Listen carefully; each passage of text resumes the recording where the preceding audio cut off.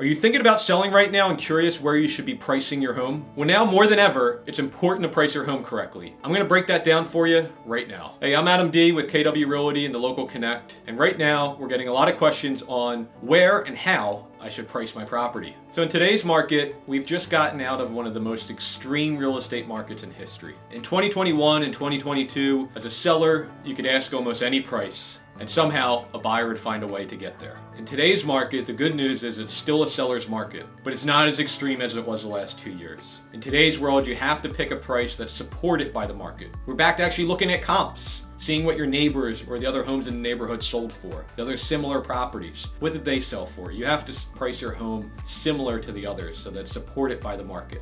Again, last year, you didn't have to have any support. A buyer wanted a house, yours was the only one available, and they paid your price. But today, I'm seeing some sellers make the big mistake of having an unsupported price, and then they're sitting on the market, and days on market are the enemy of a seller. The longer your house sits on the market, the less it's going to sell for. And I don't want your house just sitting on the market and waiting for some lowball offer to come in. If you price your house correctly, in line with the rest of the market, you will still see multiple offers and oftentimes even a bidding war, even in today's market. The reason this is so important today is because there's actually fewer buyers in today's market than there was last year. And since there's fewer buyers, you do not have as much competition or buyers competing against each other like you did last year. So say, for example, if you had 20 showings in a weekend last year, you may only have 5 showings. And that's why it's so important to have your house priced correctly so you can take advantage of a smaller population of buyers. You've probably heard me say it before if you've listened to my videos, but prices in real estate are controlled by inventory. So the more houses are on the market, the lower prices are going to be, and the fewer homes that are on the market, the higher prices are going to go. The good news is we're still low inventory conditions, just not as low as we were the last 2 years.